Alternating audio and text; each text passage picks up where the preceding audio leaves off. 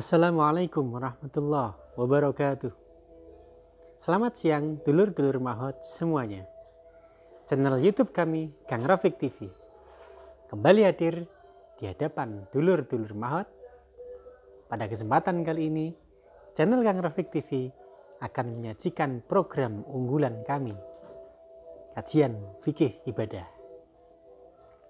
Di program fikih ibadah, Kang Rafiq akan melanjutkan materi sebelumnya, yaitu tentang macam-macam najis dan cara menyucikannya.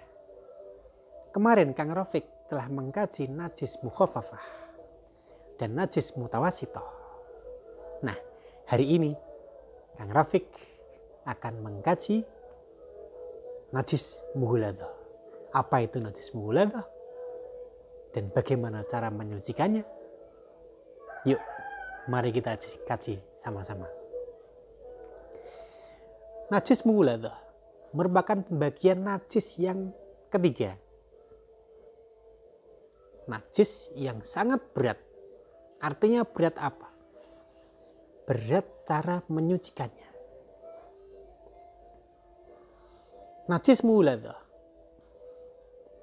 merupakan najis yang disebabkan oleh air liur anjing.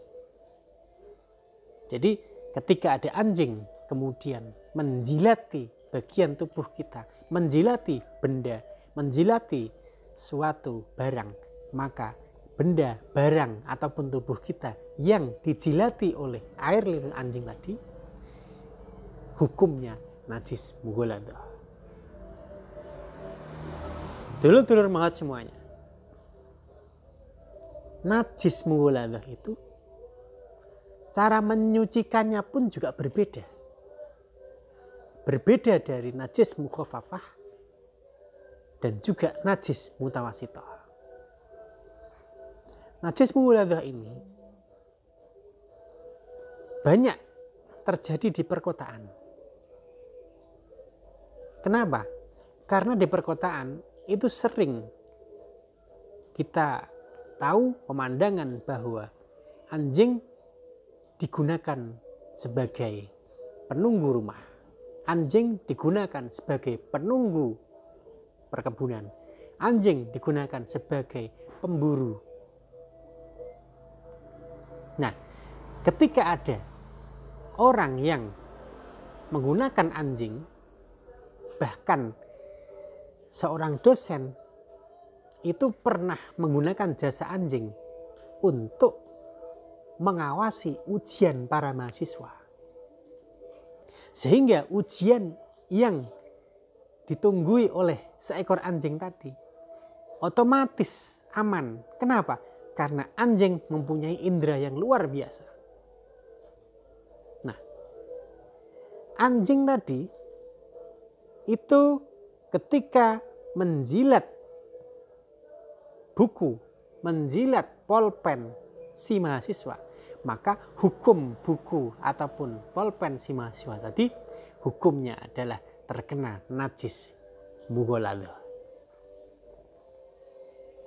Najis mughaladah itu berat.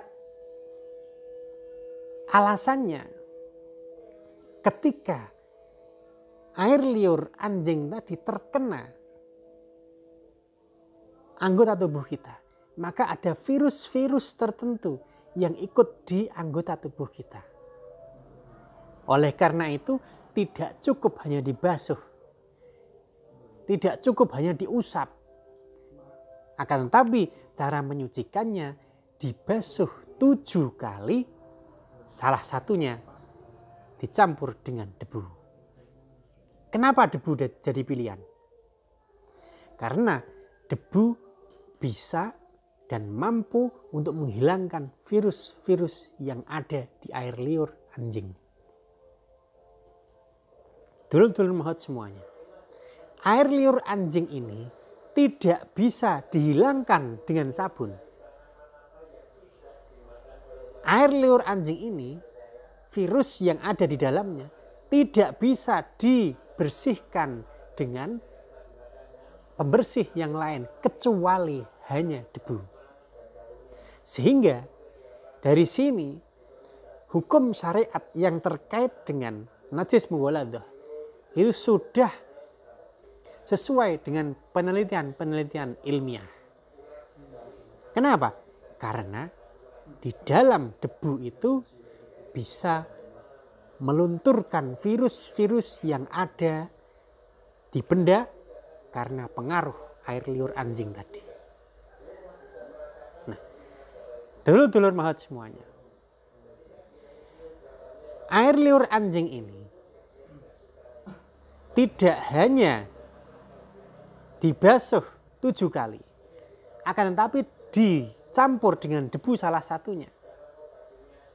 Artinya apa?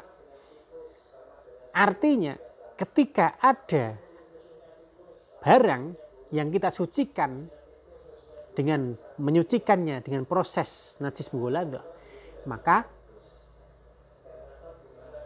hal tersebut sunnahnya dicampur dengan debu yang pertama kali. Jadi proses basuhan yang pertama kali itu sunnah untuk dicampur dengan debu. Maksudnya peletakannya. Jadi peletakan percampuran debu itu di awal basuhan, bukan di akhir basuhan. Kalau dengan debunya tetap wajib, tapi peletakannya di awal adalah sunnah.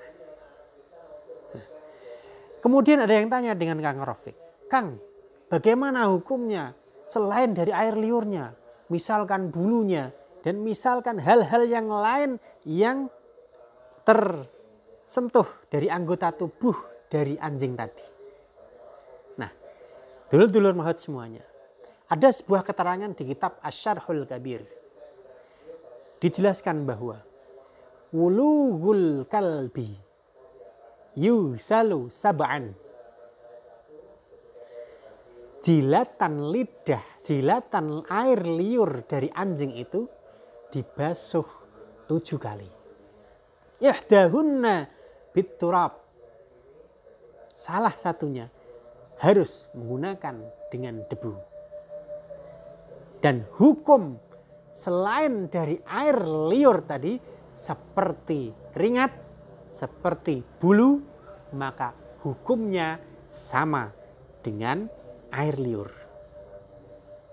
Dulur-dulur mahat semuanya.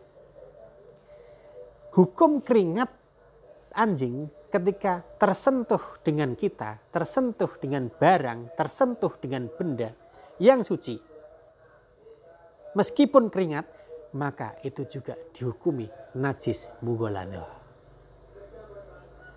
Bulunya ketika terkena kita, maka juga dihukumi najis mughaladah, sebagaimana yang telah dijelaskan dalam kitab Asy-Syarhul Kabir tadi. Jadi hukum selain air liur itu juga termasuk najis mughaladah. Dulur-dulur mahat semuanya.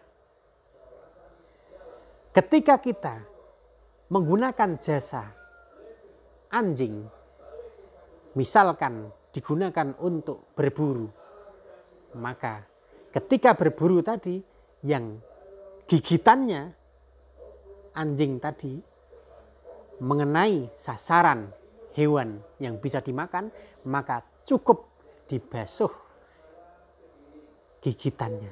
Bekas gigitannya anjing tadi cukup dibasuh dengan 7 basuhan, salah satunya menggunakan debu. Dari semua uraian di sini bisa kita simpulkan bahwa benda yang suci, tubuh kita manusia yang suci, ketika tersentuh keringatnya, ketika tersentuh bulunya, ketika terjilat air liurnya, maka kita atau benda suci tersebut dikategorikan pada najis mughaladah. Dan cara menyucikannya yaitu dengan membasuh 7 kali dan salah satunya harus dicampur dengan debu, bukan yang lain. Oleh karena itu, ketika kita mendapatkan permasalahan-permasalahan yang terkait dengan najis mughaladah, maka kita bisa menyelesaikannya dengan cara syariat yang benar, dengan cara-cara aturan yang tepat. Dulur-dulur maut semuanya, demikian kajian tentang materi bersuci dengan tema macam-macam najis dan cara menyucikannya. Semoga program fikih ibadah yang Kang Rafiq sajikan bisa menambah ilmu dan pengetahuan dulur-dulur mahot terhadap materi bersuci. Channel Kang Rafiq akan mengadakan diskusi online melalui grup WA. Ikuti ya, join with us. Dulur-dulur mahot jangan sampai ketinggalan, ikutan. Tentang apa? Tentang fikih wanita. Temanya apa? Dengan tema mengenal haid dan istihadah. Untuk info lebih lanjut nanti akan disampaikan oleh admin Kang Rafiq TV. Jika dulur-dulur mahot menyukai konten-konten yang kami sajikan, dukung terus channel Kang Rafiq TV dengan memberikan klik dan subscribe agar dulur-dulur mahot tidak ketinggalan dalam konten-konten yang kami sajikan. Nantikan konten kami hanya di channel kebanggaan, channel Kang Rafiq TV. Sajian, edukasi, dan inspirasi. Semoga channel kami dapat menginspirasi dulur-dulur mahot semuanya dan bermanfaat untuk kehidupan kita, dunia dan akhirat. Salam edukasi dan inspirasi. Wassalamualaikum warahmatullahi wabarakatuh.